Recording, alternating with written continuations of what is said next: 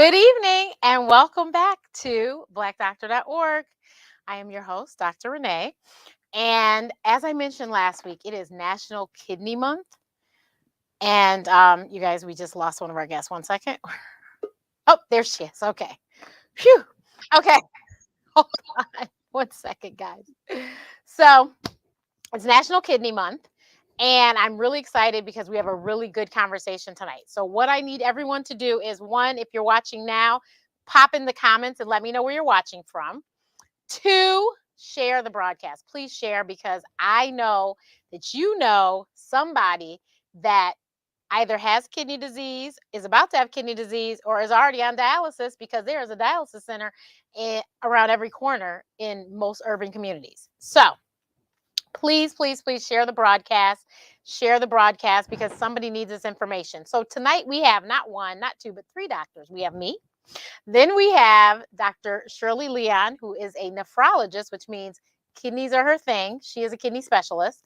And then we have our good friend, Dr. Kelly Wood, who has been here numerous times. She's an endocrinologist, which means that she is a doctor that really is concerned about your hormones, but more specifically, the hormones involving diabetes is one of the things that she deals with a lot is diabetes. And in case you don't know the correlation between diabetes and kidneys, you'll learn it tonight. And then we have my friend Inez Woody, who was so kind to share her story on social media about what she's been going through as a kidney dialysis patient. So, everyone, thank you. I see we've got California, Arizona, Alabama, Florida, Texas, Southfield, Michigan. You're around the corner from me. Thank you guys so much for tuning in. Please, please, please share the broadcast. If you're watching the replay, type replay in the chat and please feel free to keep sharing because this is great information. And we will get started. Take everyone off mute. Good evening, ladies. Hi, hello. So I've already introduced you guys, so we're going to jump right in. So Inez, can you please share your story of how you discovered that you had chronic kidney disease and how you got to where you are today?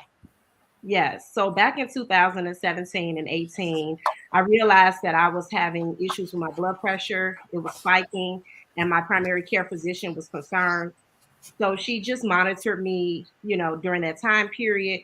Then around 2018 or 19, I was entertaining the idea of being put on medication. And so that was something that I was in denial about and really didn't want to have to do, but I went ahead and did it. And so from that point to 2021, just, making sure I was exercising and trying to watch what I eat. And from that point, 2021, last year, I was on my way to Sedona after getting a kidney biopsy because I was having these side effects, or I should say symptoms. But it was so weird because the symptoms aren't really there, or they weren't really there for me. So it was kind of hit or miss. And so my blood results from a blood workup showed that my kidney functions were not where they needed to be. And so a biopsy after an ultrasound basically led me to understanding that I had IgA nephropathy, which is what I understand as autoimmune disease for chronic kidney disease. And so from last year until this year, my kidney disease, it progressed pretty quickly. I went from stage 3 to stage 5 within less than a year. And I just started dialysis a month ago. So it's been a ride. It's been extremely emotional, a roller coaster. And it's just great to have opportunities as this to talk about and to also get more information. So how many days a week do you have to do dialysis? 3 days, Monday, Wednesday, Friday. And it's for 4 hours. But I'm also in the process of getting trained for PD because I'm going to be transitioning to doing dialysis at home. Oh, okay. Mm-hmm. So Dr. Scherly, can you decipher and tell us exactly what she's talking about, IgA nephropathy, and explain what dialysis is and all that fun stuff? Right. So I'm not going to go into the weeds of, the diagnosis, but just know that, like we mentioned, what causes kidney disease, right? The main two things are diabetes and hypertension. Those are the two major risks. However, people like Inez can develop autoimmune diseases that can cause kidney disease. So IgA nephropathy, lupus, sometimes obesity. When they do biopsies, they see some changes in the kidney structures. So unfortunately for her, it's likely, out of her control. She had no contribution to that. It's just like she woke up and all of a sudden her body was attacking itself and led to these, to her diagnosis. When she mentioned some of the symptoms, someone typed in the chat, like, what are the symptoms? So she may have noticed that she was getting tired, maybe short of breath, maybe some leg swelling. Like you would see your face maybe puff up, like you're looking like, a little different. Sometimes your skin tone might get a little darker because you're building up the toxins that your body, that normally the kidney would clean out or clear. So that would be some of the symptoms. Now, dialysis. For her, again, depending on her kidney function, she mentioned that she went from a stage 3 to a stage 5. There are stages on how the doctors, there are ways the doctors stage your kidney function based on the lab. So we get the blood work and we look at certain things. And based on those, it tells you the percentage of your, like we kind of call it percentage, but so like at stage 3, she was like at a 30, maybe to 30 to 60%. But once you go to 5, it's at like less than 10%. And at 5%, you're considered end stage renal. And end stage renal means dialysis. You can't reverse it. There's no reversal. Dialysis is our lifeline. And many people who do go into dialysis, it's usually abrupt. It's usually like we call it, you crash into dialysis. Again, going back a little, the reason I'm saying this, 37 million people are at risk, right, for kidney disease or have kidney disease, and they don't know it. Okay, so a lot of people are crashing into dialysis. You'll go to a hospital and all of a sudden they'll check your blood pressure is 200 over something. They'll do labs and your kidney function is at 5%. Or you'll get a cold or COVID and then you go into acute kidney, but you had chronic under. So then now you're on dialysis. You can't recover. Your kidney function can't recover. Okay, so Kelly, I want you to explain. Thankfully, Inez didn't have diabetes, but explain the link between diabetes and kidney function. So diabetes is actually the leading cause of kidney failure in the United States, and 1 in 3 diabetics will have some form of kidney disease. So diabetes affects, you can think about diabetes affecting all of the vessels that supply, all of our organs. It affects the vessels that go to our brain. So people have stroke. It can lead to heart disease and heart attack. So it can also affect the very small vessels that supply the kidneys and damage that. And then the kidneys, Scherly can talk about it more than me, but the kidneys have these small filtering units called nephrons. And diabetes also affect the nephrons as well. So one of the first things that happens is that because the blood vessels and the nephrons become damaged, the blood vessels become leaky. So instead of reabsorbing protein, we start to leak protein in the urine. So one test that endocrinologists and even primary care doctors should be doing every single year, at least once a year, is checking for small amounts of protein in the urine called urine microalbumin. If that's positive, we call that microalbuminuria. And there are medications that we can prescribe to kind of treat that or prevent the progression of microalbuminuria. As diabetic kidney disease progresses, you start to see a decline in renal function, as seen by that blood test called creatinine or EGFR, what the nephrologists use to do the staging. So a lot of my patients, one of the main specialists that I refer out to is a nephrologist. And some people go on for years with decreased kidney function and they never know. I find that sometimes some of their primary care doctors kind of ignore a little bit of kidney decline. But my rule of thumb is that once you have kidney disease, you should probably be followed by a nephrologist, even if you see them once a year just for maintenance. So we have Marlo that said putting down this candy. So, so Kelly, is the candy really going to be a problem? It sure is, because if you do have diabetes, keeping one way to prevent yourself from going on to having kidney disease is to have good blood sugar control. And diet, exercise, taking your medications as prescribed, going to your doctors, not smoking, stuff like that will reduce your risk of having kidney failure. So, so now Inez was talking to me about her diet, and she has to meet with the dietitian. So, what is the diet? What is the special diet, or what what are the the parameters, I guess, in the food they eat, Dr. Scherly, for people that are Right. on kidney dialysis? Right. So dialysis patients have a lot of restrictions. First is the fluid restriction, right? Because your kidneys are no longer working, so the dialysis machine has to remove all the toxins in the fluid for you. So if you go off your fluid balance, like just by a little, you'll be short of breath, and you'll have, may require an extra session. So that's the first one, is fluid restriction. And that's in all, not just water drinking, but like also the food, like if you're eating salads or Right. all it adds up, right? So you have to be very mindful. Then the next is your potassium. Potassium is like, that's the dangerous one. So like for me, I'm from the Caribbean, right? You love avocados, you love mangoes, Plantains and plantains. bananas.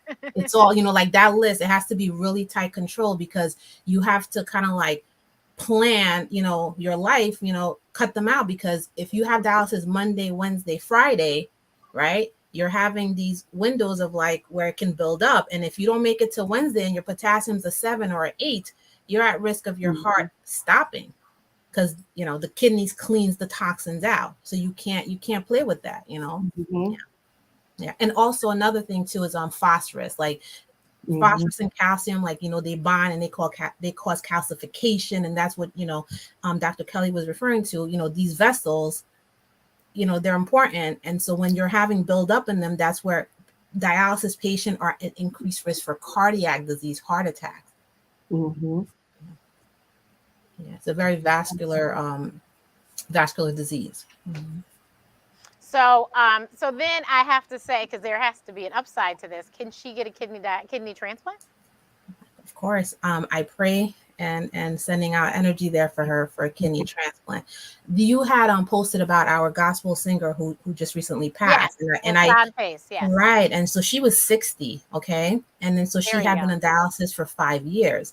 The average weight for kidneys, I believe in some states, is like 3 to 5 years. Some states it's longer, and some states it's shorter. But also, unfortunately, the life expectancy on dialysis is 3 to 5 years. Right. See, but some people, which I've known and I've seen, can be on dialysis for 10, 20, 30 years. I'm happy to hear that Inez is going to PD, peritoneal dialysis. That gives her a lot of independence. It gives you a sense of like, control, right? Like going to a center does impacts you. It impacts your mental. It impacts, And that's for 4 hours. yeah, 3 right. days a week. Yeah. Yeah. So PD is also a great option. A lot of centers are moving towards trying to re-educate people about that, giving the patient back the control for peritoneal. And there's some home dialysis also that you don't have to go to the centers. So I'm very happy to hear that, she has that option. And definitely to be listed on the transplant list is very, very, very important. Talk to families, sometimes you can have a live, a donor transplant, as opposed to having to wait for someone to pass. Yeah. Right. Yeah. And if you didn't know, everyone, we are born with 2 kidneys. Yes, So, I wanted to say that. yeah, in case you didn't know. So we're born with 2. Right, And right. you can live with 1. Right. So Yes. that's why, Yes. she was saying living donors are an option as well. Yes. But yes, I forgot completely, and I don't know how, but LaShun Pace died earlier this week. And she said she was 60 years old. Yeah. She was on kidney dialysis. She died in the hospital in Atlanta, I believe. And she had died of organ failure. That was her, that was what was written, I guess, on her death certificate, is organ failure. But my grandmother, basically that's what happened to her. She had diabetes, and she went to the hospital, and they were like, there's nothing else they could do, and she died of organ failure. And she was never on dialysis, but look, probably should have been, but I don't. So, yeah. But so somebody said, so if you have questions, please type it in. Please type it in if you have questions. So what is the difference between peritoneal dialysis and then the dialysis at the center? So peritoneal dialysis, a catheter is inserted into like your abdominal or peritoneal cavity, and they fill it with fluid, and that dwells or stays in overnight or during the day, and then they remove that, and that clears like it does the transport Okay. through the membranes to remove the toxins. No one has to know.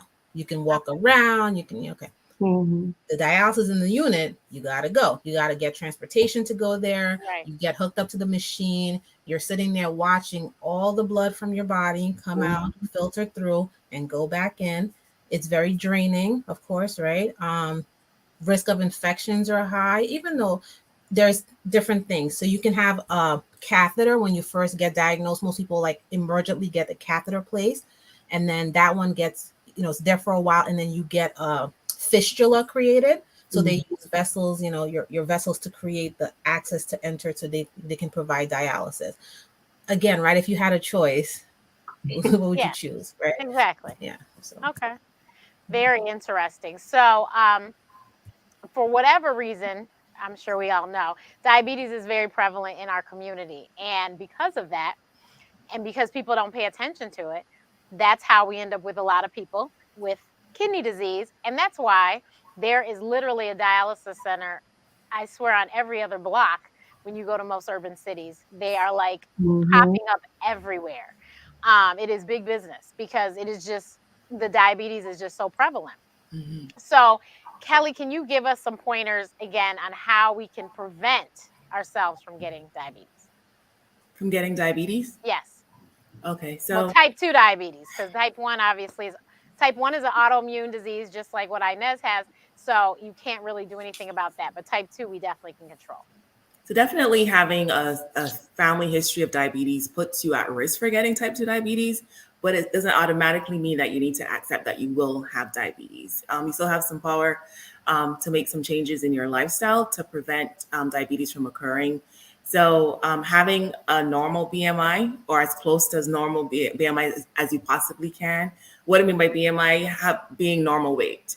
How do you achieve that? By exercise. The recommended amount of exercise is a minimum of 150 minutes per week. That's like half an hour, 5 days a week. I tell my patients if you don't want to do 5 days, then do longer, but do a minimum of 150 minutes. And those who say it's too much, even if you do 10 minutes a day after dinner, a lot of us, we eat a heavy carb dinner and then we go sit and watch TV. Now that the weather's better, we can go for a walk. If you want to do 10 minutes in the morning and 10 minutes in the evening to make 20 minutes, whatever you can, just be more active. Monitoring your carb intake. A lot of our meals are carb heavy, a lot of the potatoes and the rice and the pastas, all of that Mm-hmm. stuff. Cutting that down, having more vegetables, more healthy fats, a lot of water, those kind of things. Not smoking, maintaining your blood pressure, your cholesterol level at in a good range as well. Those are some of the things that you can do, and also like go to your doctor's appointments. The reason why a lot of people don't know they have diabetes or don't know that they have kidney disease That's is number because one. they never get checked. Mm-hmm. thank you. And I know with COVID happening, a lot of us were afraid to go to hospitals and doctors, and I get it. I didn't want to go either. But it's been 2 years now. So I think it's time for us Yeah. to get back to doing our routine So maintenance important. visits. Definitely. The way Go ahead. the way I advise is give it to yourself as a birthday gift. Try to schedule your annuals around your birthday. So either you want to do it on your birthday, around, just right. You're not going to forget your own birthday. So stop it. Once a year, get your full checkup. Yeah. Yeah, definitely. Because Mm-hmm. you just knowing is half the battle. If you Right. know, you Mm-hmm. can do something about it. And the Right. earlier you know, the Yeah. sooner you can do something about it. But when Yes. people just walk in the dark and just, I'm fine, but you Mm-hmm. don't know. Yeah. Just because you feel and look, you don't know what's happening inside Mm-hmm. until you have someone that's done the testing. Because there's people walking around with blood pressure 200 over 100 that don't have headaches, Yeah. but Mm-hmm. then they But the have a damage stroke is the being next done. day. The The damage damage is is being being done. done inside. Plus, Yeah. they have a stroke the next day, Yeah. and Yeah. oh my God, what happened? Well, Mm-hmm. that's what happened. Yeah. So No, you need to make sure you go to the doctor regularly, and also all of us are around the same age. They have changed, although Inez is a little younger than us. Oh, Dr. Kelly and Inez, I think. But but you guys, they changed the age. We talked about it last week because this is colorectal cancer awareness month as well. Get your colonoscopies. I'm going to keep saying Mm-hmm. that. It really wasn't a big deal. Go get it. Yeah. And that is something that you have to go to the doctor and have the Mm-hmm. doctor get you a prescription. And, so you need to definitely put that on your radar. Let your doctor know I'm 45. Your insurance will cover it, and go and get that done. Mm-hmm. Dr. Scherly, we had somebody say, please talk about kidney cysts that are over 5 centimeters. Right. So I'm not going to do that.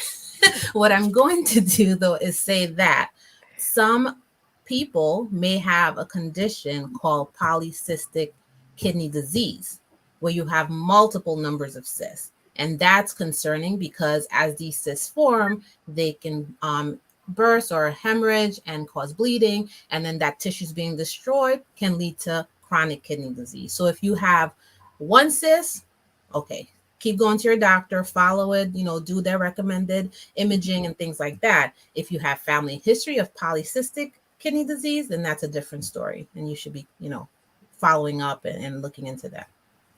What other diseases do we need to worry about with the kidneys? Oh yeah. So while you were talking, I wanted to make this comment. Things that people may not be aware of, right? If you have menstrual cramps, headaches, back pain, and you love to take Motrin, Aleve Mm-hmm. chronically, these do damage to your kidneys. Mm-hmm. If you take one Aleve today, it will cause a change in your kidney function, and then it'll resolve because you're healthy. But if you have underlying things like diabetes and hypertension, and you're chronically taking Aleve, Motrin, or the NSAIDs family, you can put yourself at risk for kidney disease also. So that's one thing that people don't think about. Learn something new today. Yeah. Yeah. Yes, it is. Yeah. And so, what other diseases do we have to look out for with the kidneys?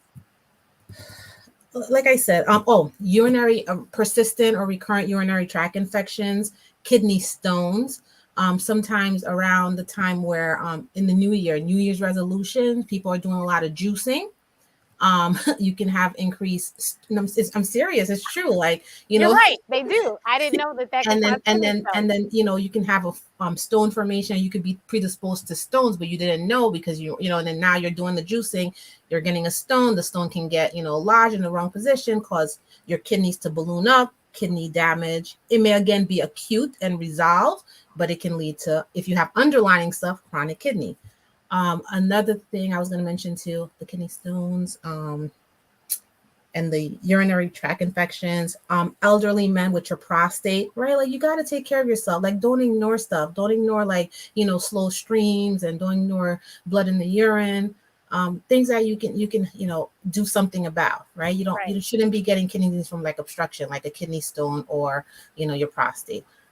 Also during the New Year's, people exercising a lot, causing rhabdo, causing muscle breakdown, right? A lot of protein intake on top of that, not hydrating, drinking water.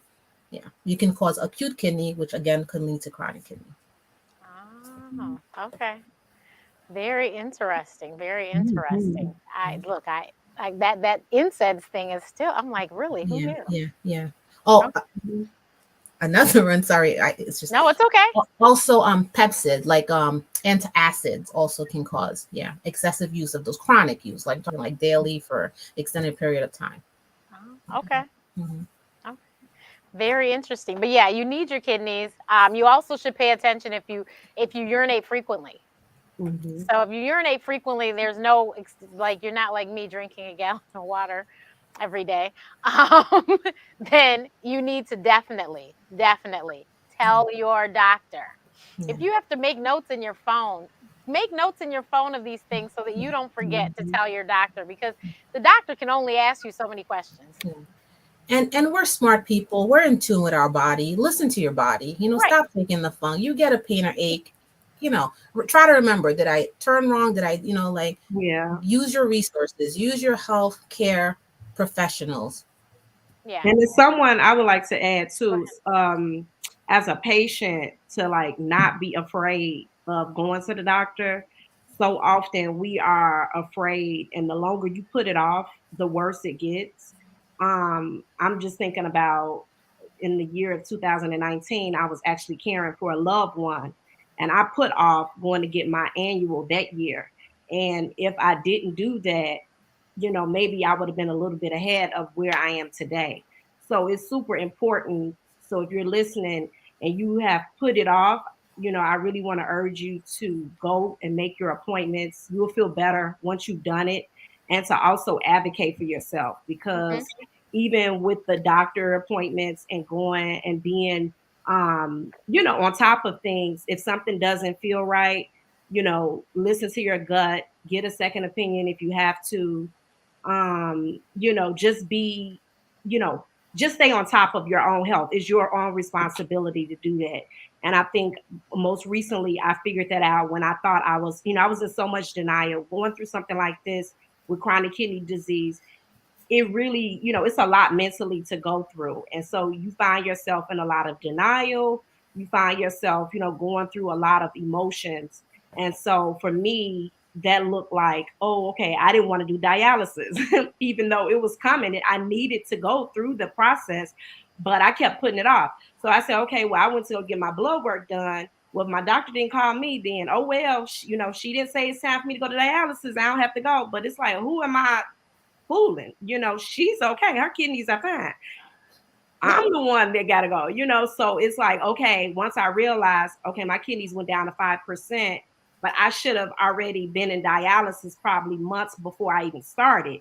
And that was just me taking advantage of, okay, where it was an oversight that a hospital or the lab or whatever. So I just want to drive the point about taking your health into your own hands. And that's what I'm doing with PD, with the dialysis, is that I just feel like it's important for me to be able to learn how to care for myself at home. Even if it's a power outage, I want to know how to, do it manually, everything. So yeah, just wanted to Very mention good.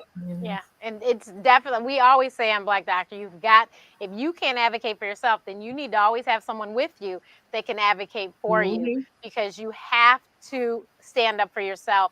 You have to, and if you don't feel like the answer that you received was satisfactory to you, like she said, go on to the next person. Mm-hmm. If you need to get a third opinion, go on to the next one, but you need to make certain that you always understand exactly what is going on. So if you have to ask the doctor to explain it 10 times Yes. because they're using too many medical terms, then that's what you have to do. Yes. And I mean, as a doctor, I've had to do that. Like, wait a minute, slow down. What? you know, so you have to, Yeah. make sure you understand exactly what's going on. Because when you're dealing with any kind of illness, medications involved, and there's times that you Mm-hmm. have to take it. Like she said, there's all sorts of foods involved. You need to understand exactly what foods I can eat when, Mm-hmm. and so you need to understand everything. So you always don't be afraid to ask questions. And thankfully, now a lot of the healthcare systems make it where you can email the physicians. So Mm-hmm. even if you don't remember while you're sitting in front of them, you can send them an email and somebody will Mm-hmm. respond to your email in a timely fashion. So that's always wonderful. We had somebody ask a question. Oh, somebody wanted you to explain pre-diabetes, Kelly. Okay, so like we know, diabetes means your blood sugars are high, and we have certain cutoff points where you go from being normal to being high. So, are in the diabetes range. So, in pre-diabetes, the numbers, your blood sugars are high, but they're not high enough to be in the diabetic range. And there are a few ways that we diagnose diabetes. One way is called the hemoglobin A1C. That's your average 2 to 3 month blood sugar average. And a normal A1C is when you're less than 5.7%. And to be diagnosed or classified as a diabetic, you have to be 6.5% or higher. So for prediabetes, it's anything between 5.7 to 6.4. So you're higher than normal, but not quite in the diabetes range.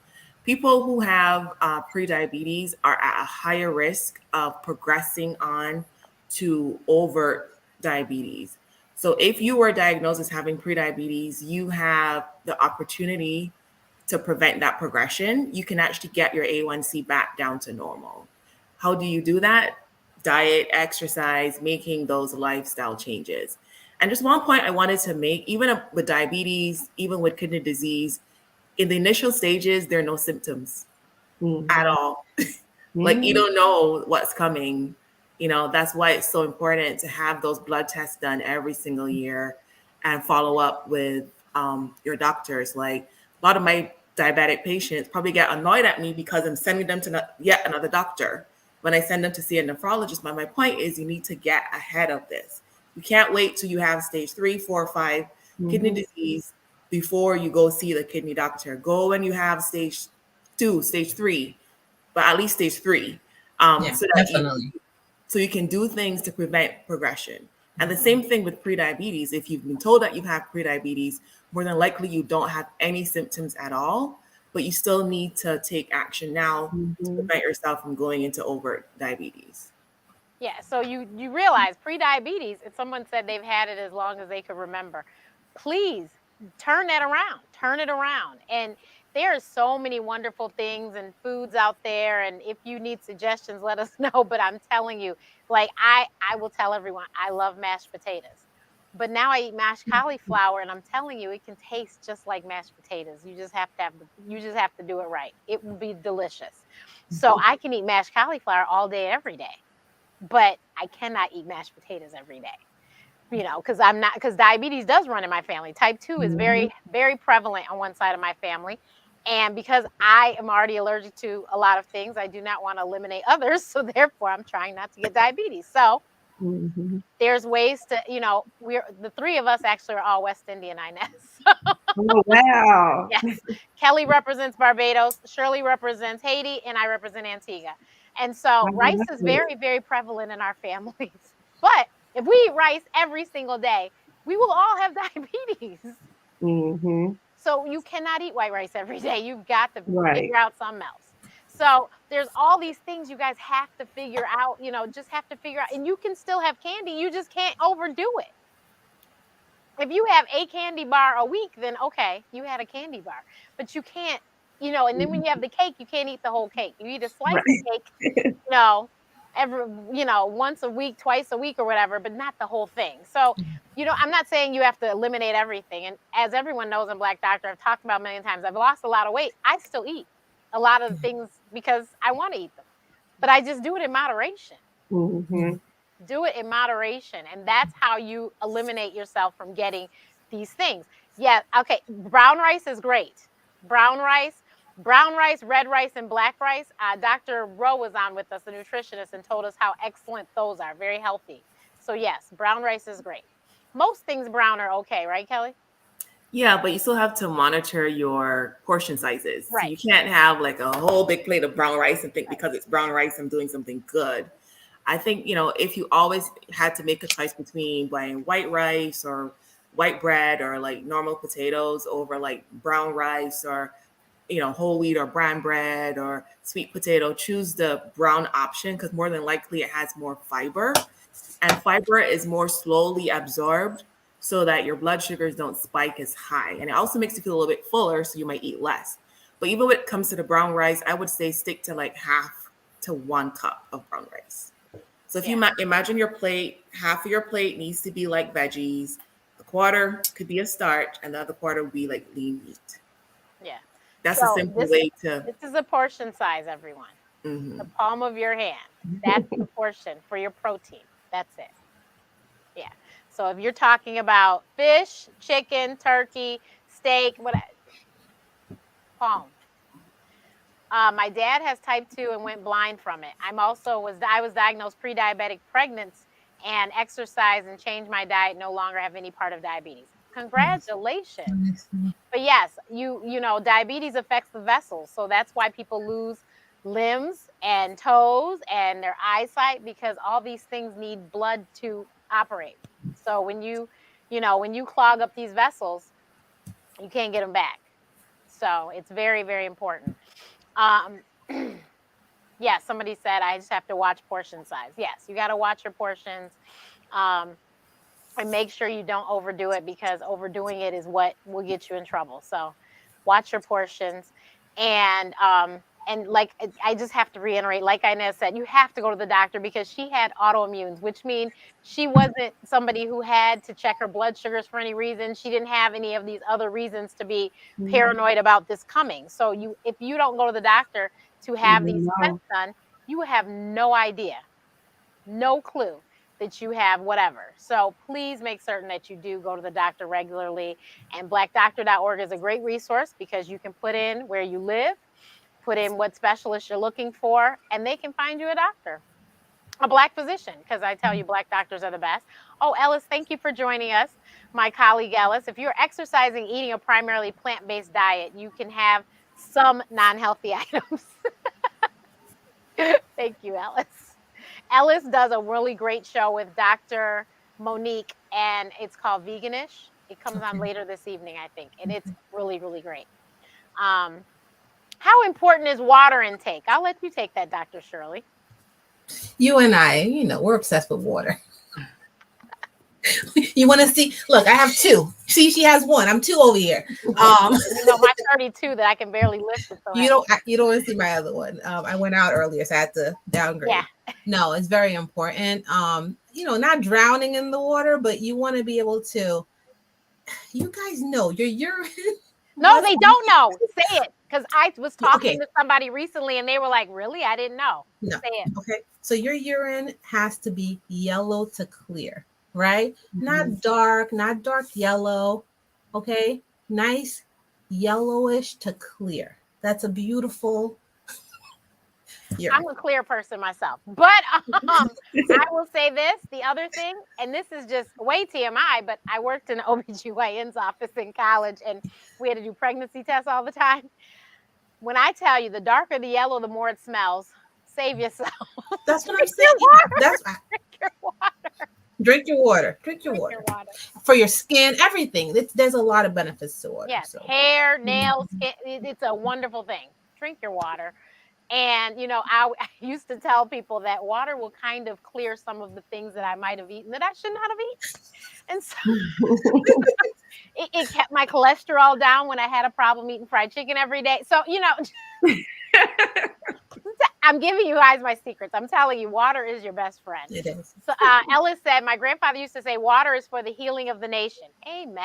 Yes. And if you can drink half your weight in ounces, kudos to you. I'm telling you, doing a great thing. Half your weight in ounces. So if you weigh 200 pounds, you can drink 100 ounces a day. You're doing a great thing to your body. Somebody said they've been faithfully drinking 64 ounces every day since January 3rd. She's committed to that from now on. Good job. Oh, somebody said when drinking lots of water, you must add in some electrolytes. No, I didn't think so. No, your kidneys are wonderful. They regulate all your electrolytes. You don't need alkaline water. You don't need any of that. Like acid base, electrolytes, fluids. That's what the kidney does. So you I'm not saying not to add it, but you don't need to add anything. Now, if you're Serena Williams, Simone Biles, you're some sort of an athlete. You're losing your water big time because of the sweating. Whole nother story. Yeah, I wouldn't also add I wouldn't recommend drinking a whole lot of Gatorade either, because a lot of those drinks still have sugar in it as well too. You might be thinking you're doing something good, but you might be causing something else in the in the process. Just go with water. Go with what's made and created. Clean water. Definitely. I knew a little girl that she played basketball, and that was her thing. But she played not only at school, but then she was in another league. So she was killing the basketball, but she didn't drink enough water. She had the worst pain, and it was like we thought it might be her kidneys. And that's what the doctors thought too. And she actually had to have an ultrasound. And so she had to drink, all that water so that they could see the imaging. And it was just basically she had to drink more water. So so even your children, please make sure, especially if they're in sports, that they're drinking their water, because what you sweat out, you got to replace that stuff. So yeah, somebody said, so if you sweat a lot, just regular water is fine. Yes. Yes. Is spring water okay to drink? I think I drink Poland. Is that considered? I don't know what spring. I drink the water out the tap. I mean, there's a whole big saga about water and alkaline versus this versus this. Just water. Look, I always just drink water. Only drink those sports drinks after intense physical activity. He is absolutely right. That's what Ella said, and that's right. Yeah. So if you Powerade, Gatorade, all of that stuff, Intense, like you said, intense physical activity, not walking around the block. Can you drink too much water? You can. There are medical conditions where people have excessive thirst. My dog, sorry guys. Go ahead. You're fine. Go ahead. They have excessive thirst and they drink a lot of water, and then that shifts the electrolytes in their body, and then they can have a low sodium, which then can cause them to be altered rapidly and things like that. So, and also some patients, if they're on certain medications, that can also cause them to have that sensation of wanting to drink a lot of water. But as us, like regular, people who are healthy, your body knows, right? Like you just drink water, like you're not gonna do any damage. But if you're like being coming up, like we're not gonna say drink 3 gallons of what Renee's drinking. That's excess. Like not three, in one Right. day. Just yeah. Right. And also, if you drink a glass of water before you eat, you'll probably eat less, right, Dr. Kelly? Definitely. So it helps you drink water. I'm telling you, drink. And when you think that you are hungry, drink some water because you are probably thirsty and not hungry. So water can help you. Somebody said, is it okay to eat fish every day?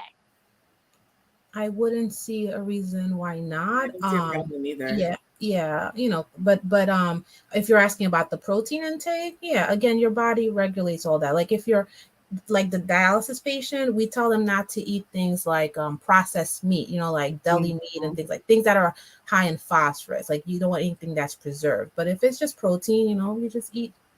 Yeah, I don't like fish. Okay, Marlo, don't eat the fish. I don't know what is going on here. He said he used to work in the dietary department in the hospital too.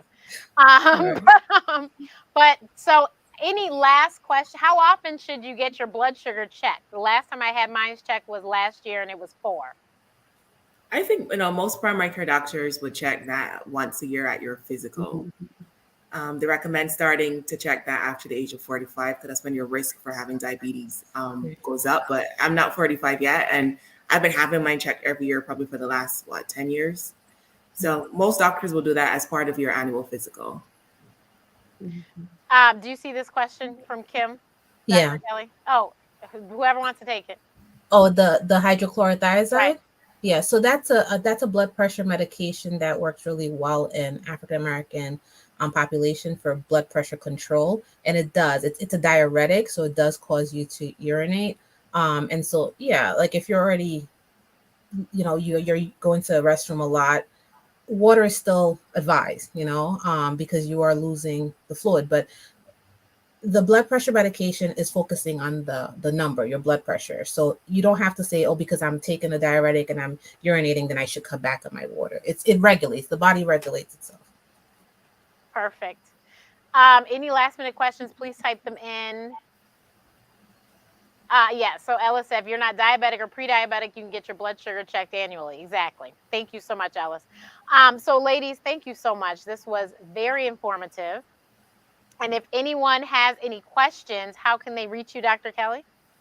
Oh, so you can find me on all social media handles at Dr. Kelly Wood, MD, DrKelly WOOD, MD.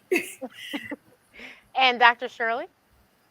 It's my name right there, Scherly Leon, MD.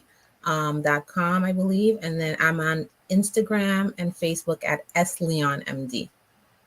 Perfect. Thank you so much.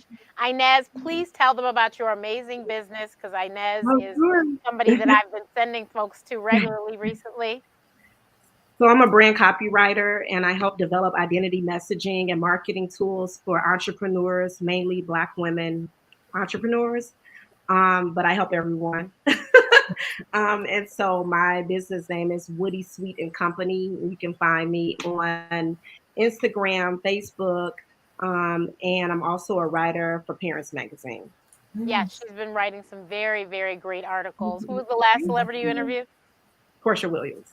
Portia Williams. Yeah, so she's been killing it. We had one last thing. Somebody said, what does this have to do with the thyroid, Dr. Kelly? There's no real direct relation between thyroid disease and kidney failure, but a lot of patients, because of the age demographics, thyroid disease is more common in patients over the age of 60.